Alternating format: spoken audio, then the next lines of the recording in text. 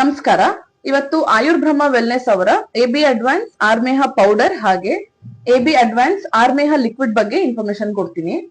ಮಧುಮೇಹ ಕಾಯಿಲೆಯಿಂದ ಬಳಲ್ತಾ ಇರೋರು ಇದನ್ನ ಉಪಯೋಗಿಸಬೇಕು.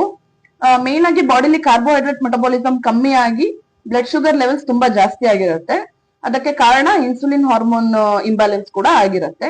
ಸೊ ಅದನ್ನ ಬ್ಯಾಲೆನ್ಸ್ ಮಾಡೋದಿಗೋಸ್ಕರ ಈ ಪೌಡರ್ ನಾವು ಪ್ರಿಸ್ಕ್ರೈಬ್ ಮಾಡೋದು.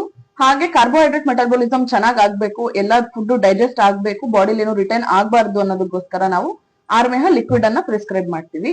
ಇದನ್ನ ತಗೊಳ್ಳೋದು ಹೇಗೆ ಅಂದ್ರೆ, ಪೌಡರ್ನ ಬೆಳಗ್ಗೆ ಮತ್ತೆ ರಾತ್ರಿ ಅರ್ಧ ಚಮಚ ತಗೊಳ್ಬೇಕು. ಇಷ್ಟು ಪೌಡರ್ನ ಒಂದು ಅರ್ಧ ಗ್ಲಾಸ್ ನೀರಲ್ಲಿ ಮಿಕ್ಸ್ ಮಾಡಿ ತಗೊಳ್ಬಹುದು. ತಗೊಂಡ ನಂತರ ಈ ತರ ಒಂದು ಗ್ಲಾಸ್ ಅಲ್ಲಿ 2 ಗ್ಲಾಸ್ ಅಷ್ಟು ಬಿಸಿ ನೀರನ್ನ ಕನ್ಸ್ಯೂಮ್ ಮಾಡ್ಬೇಕು.